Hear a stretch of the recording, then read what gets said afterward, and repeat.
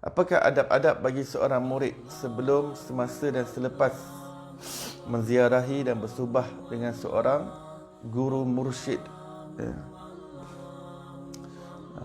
Sebelum bersuhbah, maka dia berdoa kepada Allah Subhanahu Wa Taala, ya Allah, ya Allah, tutuplah aib-aib kekurangan mursyidku.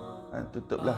Bila kita dah jumpa mursyid yang benar-benar di atas ahlus sunnah wal jamaah, yang kita puas hati berdasarkan telikan dan penilaian, ya, terhadap guru yang kita nak pilih. Sebab guru ni pun tanggungjawab anak murid untuk cari siapakah guru yang sebenar, guru yang benar-benar di atas ahlus sunnah wal jamaah. Itu tanggungjawab anak murid. Anak murid perlu bersusah payah dan mujahadah sebelum memilih guru. Dia kena tahu siapa guru tersebut. Dia kena kenal dahulu aliran dan latar belakang keilmuan. Jadi dia tidak terus langgar begitu sahaja. Jadi dia sendiri buat fact finding bahawa guru itu benar-benar di atas jalan yang hak. Apabila sudah berjumpa dengan guru yang sedemikian, maka diinginkan perdampingan dengan guru tersebut. Maka sebelum dia berdamping, maka dia berdoa kepada Allah, ya Allah, tutuplah mata aku daripada sebarang kekurangan, kelemahan dan aib guruku. Sebab guru ni dia tetap manusia, dan manusia tetap ada kekurangannya, ya. Manusia tetap ada kekurangan, walaupun dia seorang ulama, walaupun dia seorang mursyid, walaupun dia seorang murabi. Yang namanya manusia pasti ada kekurangan di sana dan di sini, ya.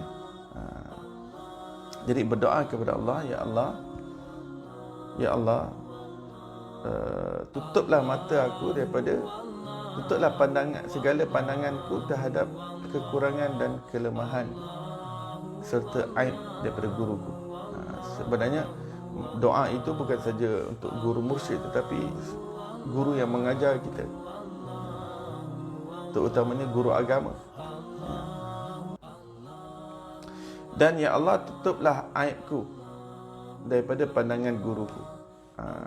Ya. Itu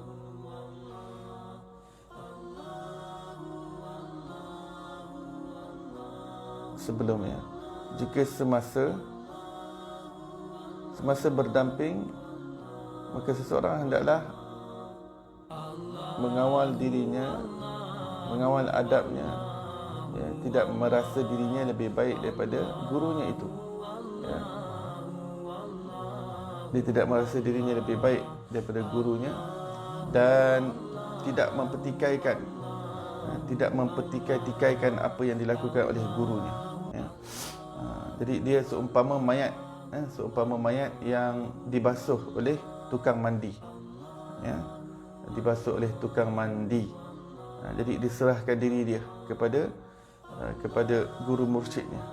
Selagi mana dia tidak menyuruh kepada kemaksiatan, maka taatlah kepada guru itu. Dan selepas daripada pendampingan, maka dia sentiasa mendoakan guru mursyidnya itu diberikan kerahmatan oleh Allah, diberikan keampunan, diberikan ketinggian darjat, diberikan kesucian kalbu, disucikan rahsia mereka, disucikan rahsia jiwa mereka, ya. Mendoakan dan sentiasa bersangka baik dengan guru, Baik, bagaimana seorang murid dapat memaksimalkan manfaat kita diberi peluang untuk ziarah dan suhbah dengan seorang guru mursyid, ya. Seperti saya sebutkan tadi, faedah yang paling maksimal yang dapat sejauh mana dapat bersangka baik dengan guru tersebut, ya. Ini apa yang saya bincang ni semua apabila seseorang itu sudah membuat fact finding dan mendapati guru itu guru yang hak, ya.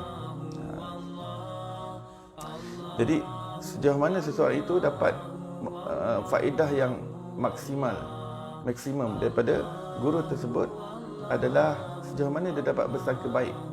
Sebab akhirnya guru dia tu, kalau dia wali Allah sekalipun, tetap tidak terlepas daripada kekurangan daripada segi kemanusiaan. Daripada segi kemanusiaan, lacking daripada segi kemanusiaan, ianya tidak terlepas walaupun dia adalah seorang wali Allah Subhanahu Wa Taala. Ya. Bila nama wali Allah ni bukan dia jadi terus sempurna, perfect 100%, terus ataupun terus tak ada dosa langsung. Ya. Itu bukan konsep wali Allah Subhanahu Wa Taala. Sebab dalam tasawuf pun seorang wali Allah itu boleh mempunyai kemungkinan untuk terjatuh di dalam dosa.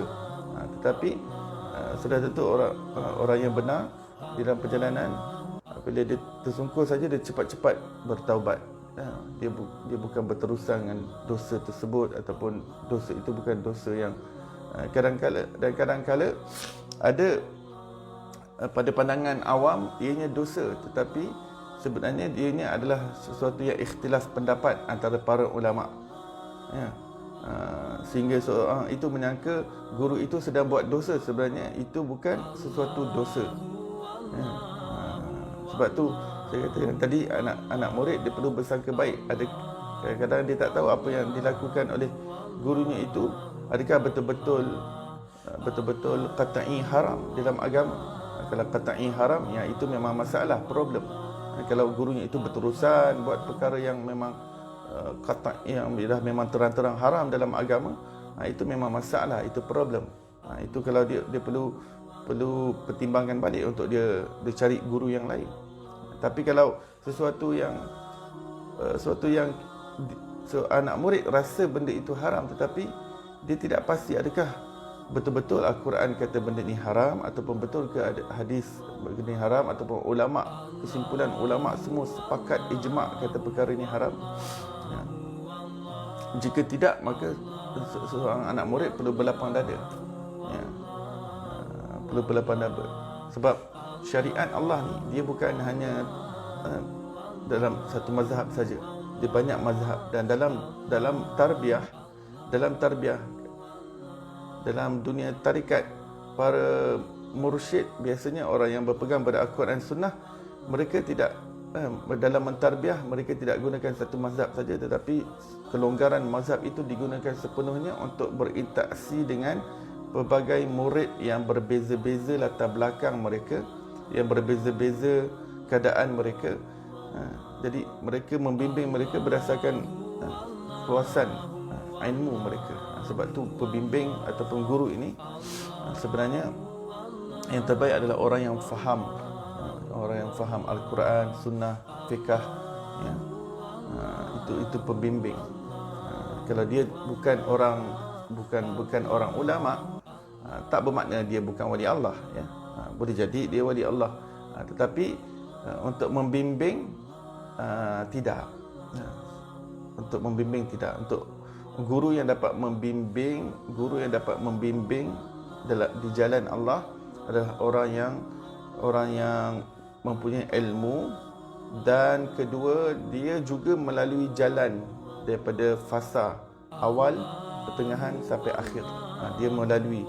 Sebab ada jenis orang yang dia mencapai makam yang tinggi ataupun dia mencapai kewalian, ditarik terus Allah, skip proses yang pertengahan dan bawah ni, terus ke atas.